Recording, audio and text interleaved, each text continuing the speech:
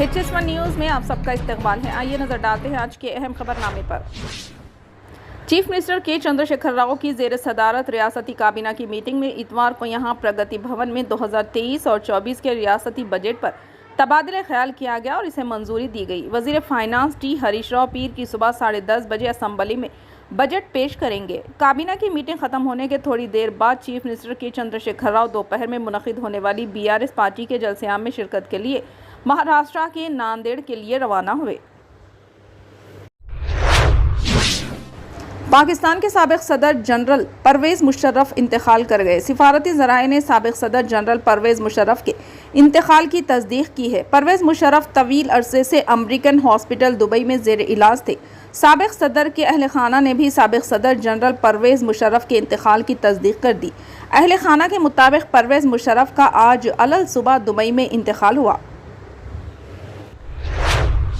Pharma sector से जुड़े माहिरीन ने स्टेक होल्डर कारोबारियों को उत्तर प्रदेश में सरमायाकारी के लिए मदऊ करते हुए वज़ीर आला योगी आदित्यनाथ ने कहा कि आने वाले वक्त में ये सूबे दवासाजी का एक बड़ा सेंटर बनकर उभरेगा।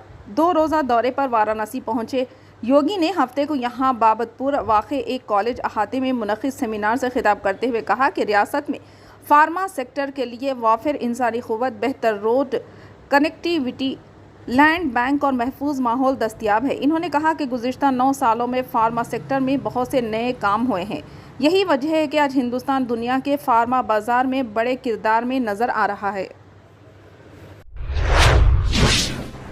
साइबराबाद पुलिस ने 5 फरवरी को दोपहर 3 बजे से शाम 5 बजे के दरमियान तयशुदा इलेक्ट्रिक व्हीकल रैली प्रोग्राम रैल-ई हैदराबाद के लिए ट्रैफिक एडवाइजरी जारी की। एडवाइजरी के मुताबिक पुलिस ने मुसाफिरों से कहा कि वो People's Plaza, Necklace Road, Hitech Convention Centre और Miyapur Metro Station Hitex Convention Centre से गुरेज करें। ट्रैफिक को Cyber Tower junction, Kondapur, Miyapur और जुबली हिल्स पर मोड़ दिया जाएगा। जम्मू कश्मीर में गुज़िश्ता चंद दिनों से होने वाली शदीद बर्फबारी के दरमियान दूर दराज से इलाक़ों से ताल्लुक़ रखने वाली कई लड़कियों को बडगाम ज़िले के बैरवा इलाक़े के बर्फ़पोश मैदानों में मार्शल आर्ट की मशक़ करते देखा गया। शदीद बर्फबारी के बावजूद स्पोर्ट्स एकेडमी की लड़कियां बर्फ़ में नंगे पाँव मुख्तलिफ फ़न पारों की मशक़ करती नज़र आई। स्पोर्ट्स एकेडमी की एक तालिबा आयशा ज़हूर ने कहा, हम रुकना नहीं चाहते, हम तमाम मुश्किलात को छोड़कर अपनी प्रैक्टिस जारी रखना चाहते हैं। इन्होंने कहा, हम तरक्की करना चाहते हैं और अपने मुल्क का नाम आगे ले जाना चाहते हैं। हमारे पास इंडोर प्रैक्टिस की सहूलत नहीं है, लेकिन फिर भी हम जारी रखना चाहते हैं और ओलंपिक खिलाड़ी बनना चाहते हैं। सिखाए जाने वाले इक़दामात के बारे में बात करते हुए आयशा ने कहा, यहाँ हमें अपने दिफा के लिए इक़दामात सिखाए जाते हैं।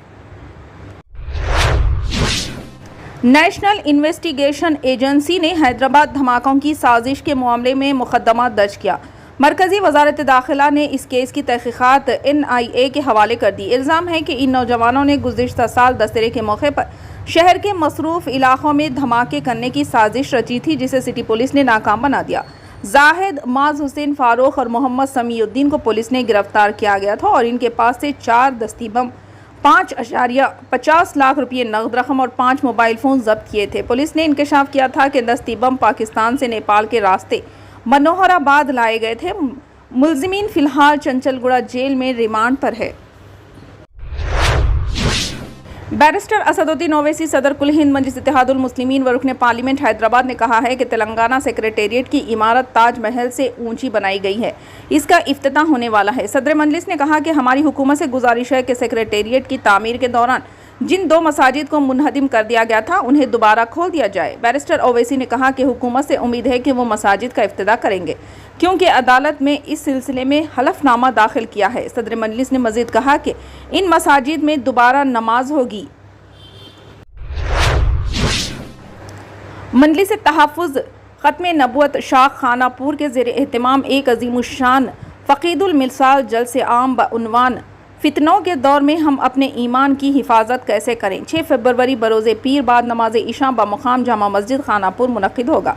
जलसे की सदारत हज़रत मौलाना मोहम्मद मुसद्दिक़ुल क़ासिमी, नाज़िम दारुल उलूम सिद्दीक़िया खानापुर व सदर जमीयतुल उलमा ग्रेटर हैदराबाद करेंगे। मेहमान ख़ुसूसी मुल्क हिंदुस्तान के मशहूर व मारूफ आलम दीन मुफस्सिर कुरान हज़रत मौलाना सैयद अनीस अहमद आज़ाद क़ासमी नक्शबंदी بالگرامی ناظم و شیخ الحدیث مدرسے سید المدارس دہلی کے علاوہ حضرت مولانا عبدالحلیم حیدرآباد دکن شوری سبیل الرشاد ایجوکیشنل فاؤنڈیشن شکاگو امریکہ شرکت فرما کر خطاب کریں گے۔ خواتین کے لیے بعد نماز ظہر دارالعلوم صدیقیہ خانہ پور میں مہمان مقررین کا خصوص ہوگا۔ ذمہ داران تحفظ ختم نبوت شاہ خانہ پور و نوجوانان خانہ پور و انتظامی کمیٹی جامع مسجد خانہ پور نے تمام احباب سے شرکت کی گزارش کی ہے۔ ریاست اتر پردیش کے دارالحکومت لکھنؤ میں All India Muslim Personal Law Board کا اہم اجلاس دارالعلوم ندوۃ العلماء میں جاری ہے۔ اس اہم اجلاس میں پرسنل لاء بورڈ کے تمام اراکین شرکت کر رہے ہیں۔ بتایا جا رہا ہے کہ اہم اجلاس میں کئی اہم مسائل پر غور و فکر کیا جا رہا ہے۔ اس موقع پر پرسنل لاء بورڈ کے تمام اراکین خاص طور سے سید قاسم الیاس رسول، مولانا خالد سیف اللہ رحمانی، مولانا عتیق بستوی، اسد الدین اویسی سمیت متعدد سرکردہ شخصیات شامل ہوئے ہیں۔ بورڈ کے جنرل سیکریٹری مولانا خالد سیف اللہ رحمانی نے میڈیا سے بات چیت کرتے ہوئے کہا کہ موجودہ حکومت یکساں سول کوڈ لانے کے لیے الگ الگ ریاستوں میں کمیٹیاں تشکیل دے رہے ہیں اور اس کو ملک میں لانے کی کوشش جاری ہے جو ملک کی عوام کے مفاد کے خلاف ہے۔ انہوں نے کہا کہ یکساں سول کوڈ اس ملک کو نقصان پہنچانے والا قانون ہوگا۔ اس میٹنگ میں مسجدوں میں خواتین کے داخلے کے سلسلے میں بھی اہم گفتگو جاری ہے۔ دہلی یونیورسٹی نے اپنے 7 سالہ سال میں یتیم بچوں کے لیے بغیر کسی فیس کے اعلیٰ تعلیم کے دروازے کھول کر ایک اہم فیصلہ کیا ہے۔ یونیورسٹی نے تمام کلاسوں میں یتیموں کے لیے سیٹ ریزرو کرنے کا انتظام کیا ہے۔ اس سے ہر سال وہ ہزاروں یتیم بچے جو مالی کمی کی وجہ سے چاہتے ہوئے بھی اپنی مستقبل کی تعلیم جاری نہیں رکھ سکتے، انہیں اعلیٰ تعلیم کا موقع ملے گا۔ اس سلسلے میں فیصلہ گزشتہ روز ہونے والے ایگزیکٹو کونسل کے اجلاس میں کیا گیا ہے۔ دہلی یونیورسٹی کے وائس چانسلر یوگیش سنگھ نے اس سلسلے میں معلومات دیتے ہوئے کہا کہ یونیورسٹی کے تمام کالجوں اور شعبہ جات میں گریجویشن اور پوسٹ گریجویشن دونوں سطحوں پر تمام کلاسوں میں ایک ایک سیٹ یتیم لڑکوں اور لڑکیوں کے لیے مختص کی جائے گی۔ اس اسکیم کے بارے میں تفصیلی معلومات دیتے ہوئے انہوں نے کہا کہ ایسے طلباء کو ہر قسم کی فیس کی ادائیگی سے مستثنی قرار دیا جائے گا، جس میں ان کے ہاسٹل فیس، امتحانی فیس اور دیگر لازمی فیسوں کی ادائیگی سے بھی استثناء حاصل ہوگا۔